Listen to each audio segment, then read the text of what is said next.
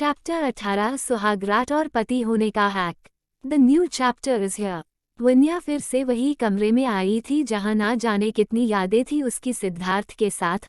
उसने जाकर उन फोटोज को छुआ जो उसकी पूरी फैमिली के साथ थी। दर्शनी जी, रुद्र, सिद्धार्थ सब उसी फ्रेम में थे। वन्या उन्हें बड़ी हसरत से देख रही थी, जैसे ये सारे पल वो फिर कभी नहीं बना पाएगी। शायद ये कहीं ना कहीं सच भी था। तभी उसे बालकनी से आवाज आई। वो बाहर की तरफ गई तो वहां एक लकड़ी का टुकड़ा दिखा जो कि फेंका गया था। तभी अंदर से एक और आवाज आई। वो वहां भाग कर गई। उसने जो देखा उसकी आंखें हैरानी से बड़ी हो गई। छत का पनका नीचे गिर गया था। उसकी वजह से पूरा बेड खराब हो गया था। हर तरफ सिर्फ तार और पत्थर थे। उसी के साथ समक्ष खड़ा था जिसके कंधे पर पंखे से कट लग गया था और अब खून निकल रहा था। वन्या भागकर समक्ष के पास गई। ये कैसे हुआ? आप थोड़ा दूर नहीं हो सकते? देखो कितना खून बह गया है। चलो अस्पताल चलते हैं। पता नहीं कितना गहरा कट लगा होगा। वन्या उस कट को देखते हुए नॉन स्टॉप बोले का रही थी, बिना ये ध्यान दिए कि समक्ष उसे पिछले 5 मिनट से एकटक देख रहा है। वन्या को जब समक्ष का जवाब नहीं मिला तो उसने सर उठाकर देखा। समक्ष की आंखों में उसे कुछ अजीब सा दिखा, जिसको देख उसने अपने कदम पीछे ले लिए। समक्ष की आंखें सुर्ख लाल थी जैसे किसी शैतान की होती है। साथ ही साथ उसकी आंखों में ना बन्या करने वाले इमोशंस थे। वन्या ने पहली बार समक्ष का ये रूप देखा था जब से वो उससे मिली थी। पर वन्या ने खुद को संभाला और अलमारी में से फर्स्ट एड बॉक्स निकाला और समक्ष को बाहर बालकनी के सोफे पर बैठाकर खून साफ करके बैंडेज करने लगी। समक्ष ने ये देखकर कहा, तुम्हें मेरी लाल आंखों से डर नहीं लगता? वन्या पट्टी करते हुए, नहीं, अब मुझे किसी से डर नहीं लगता। समक्ष ने फिर कहा, हमारी सुहागरात मनाने से भी नहीं।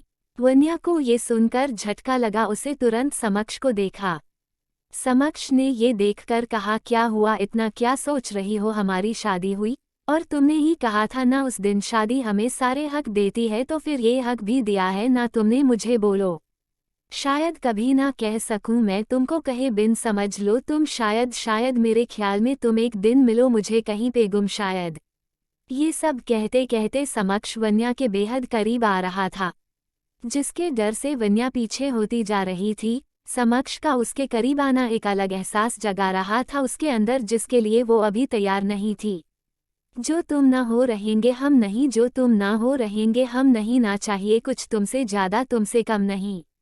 जो तुम ना हो तो हम भी हम नहीं, जो तुम ना हो तो हम भी हम नहीं, ना चाहिए कुछ तुमसे ज्यादा तुमसे कम नहीं।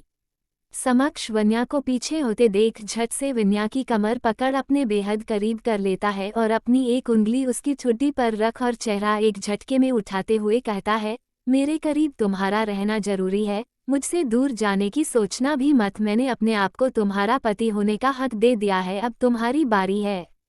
ये सब कहते हुए समक्ष वन्या के होठों के करीब जाने लगा और दूसरा हाथ जो कमर पर था उसे ऊपर की ओर ले जाने लगा। समक्ष ने वन्या का दुपट्टा उसे दूर कर फेंक दिया। आंखों को ख्वाब देना, खुद ही सवाल करके खुद ही जवाब देना, तेरी तरफ से बिन काम करना, जाना कहीं हो चाहे हर बार ही गुजरना तेरी तरफ से। वन्या उसके इस तरह करीब आने से घबराने लगी। उसकी सांसें भी बहुत तेज चलने लगी। उसके माथे पर भी आने लगा, लेकिन उसे पीछे हट जाना चाहिए या नहीं, वन्या यही सोच रही थी। समक्ष उसके होठों को छूने ही वाला था कि आखिर में वन्या ने हार मानते हुए कहा, प्लीज ये मत करना, मैं अभी तैयार नहीं हूँ इनके सबके लिए। समक्ष ये सुन पीछे हट गया, लेकिन उसने वन्या को खुद से दूर नहीं किया। समक्ष ने वन्या की कमर पर पकड़ फिर से मजबूत करते हुए कहा, क्या हुआ? नहीं मानती इस शादी को? नहीं मानती मुझे अपना पति? वन्या ने जो नजरें अब तक नीची कर रखी थी उन्हें बिना डर के उठाते हुए जवाब दिया, अगर नहीं मानती होती कुछ तो इस वक्त इस कमरे में आपके साथ नहीं होती। अगर नहीं मानती होती कुछ तो आपकी बात मान यहाँ ना आती, जहाँ सिर्फ मुझे दर्द मिल रहा है इन पुरानी यादों के बीच। मैंने आपसे वक्त मांगा है, आपको खुद से दूर नहीं किया। फिर भी आपको अगर अपने पति होने का हक चाहिए तो मैं आपको नहीं रोकूंगी। ये कहकर वन्या ने अपनी आंखें बंद कर ली। समक्ष ने वन्या के चेहरे को देखा जो इस चांदनी रात में चमक रहा था और भी खूबसूरत लग रहा था। तेज हवाएं वन्या के चेहरे को छूकर उसके लंबे बालों को लहरा रही थी। ये देख समक्ष अपने होश खोने लगा, बहकने लगा।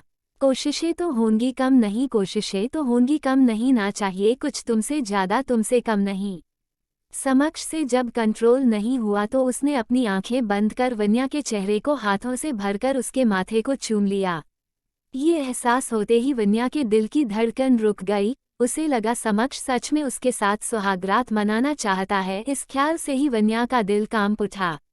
समक्ष के दिल को जब अभी भी शांति नहीं मिली तो उसने अपना बड़ा सा चेहरा वन्या की गर्दन में घुसा लिया और गहरी सांसें लेने लगा। वन्या साफ अपने बदन में हो रही हलचल महसूस कर पा रही थी। वो खुद दूर होती कि समक्ष ने बड़ी मोहक आवाज में वन्या के कान में कहा, वक्त दे रहा हूँ तुम्हें, लेकिन अगर मुझसे कंट्रोल नहीं हुआ तो तुम्हें मुझसे कोई नहीं बचा सकता। ये कहकर समक्ष ने वन्या के कान को अपने होंठों में दबा लिया। जो तुम ना हो तो हम भी हम नहीं, जो तुम ना हो तो हम भी हम नहीं, ना चाहिए कुछ तुमसे ज़्यादा, तुमसे कम नहीं। वन्या इस एहसास से मचल उठी, उसके मुंह से एक आह की आवाज़ निकल गई। अपना असर वो इस कदर वन्या पर देख मुस्कुराए बिना रह ना सका। तभी किसी ने दरवाजे पर नोक किया। वन्या झट से समक्ष से दूर हो गई और अंदर कमरे में चली गई। दरवाजे के बाहर एक नौकरानी थी जो खाना लेकर खड़ी थी। उसने वन्या को देखकर कहा, दीदी, बड़ी मैडम ने आपके लिए खाना भिजवाया है। वन्या का खुद का खाने का मन नहीं था, लेकिन समक्ष ने सुबह से कुछ नहीं खाया था। समक्ष को भूख लगी होगी, इसके लिए वन्या ने खाना रख लिया। वन्या बालकनी में समक्ष को बुलाने गई जो अपने फ़ोन में व्यस्त था। खाना खा लो, वन्या ने ये कहा और प्लेट लेकर समक्ष के पास आ गई। समक्ष भी बिना कुछ कहे खाना खाने लगा। उसने एक टुकड़ा खाया ही था कि उसकी बाजू से फिर से खून बहने लगा। वन्या ने ये देख समक्ष को रोक दिया। आपके हाथ से खून बह रहा है, हाथ पर प्रेशर ना डाले। समक्ष ने कहा, तो खाना कैसे खाओ फिर? वन्या, मैं खिला देती हूँ। वन्या समक्ष को खाना खिलाने लगती है, साथ ही साथ समक्ष भी वन्या का हाथ उसके खुद की तरफ मोड़ उसे वो निवाला खाने को कहता है। समक्ष और वन्या ने अपना खाना खत्म किया। अब समस्या ये थी कि वो सोए कहाँ, बेड पूरा खराब हो गया था और रात में सबको जगाना ठीक नहीं।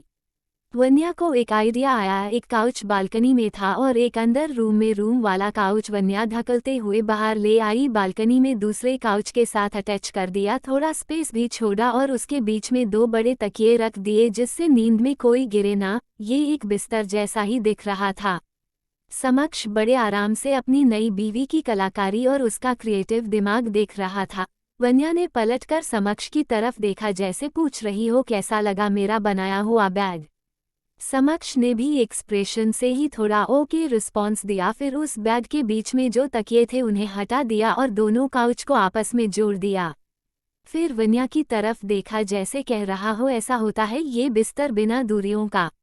वन्या भी समझ गई, लेकिन उसने इग्नोर किया और अपने एक काउच पर ब्लैंकेट लेकर सोने लगी। समक्ष भी अपने काउच पर लेट गया और अपनी आंखें बंद कर ली। तभी पता नहीं समक्ष को अचानक क्या हुआ, उसने वन्या हाथ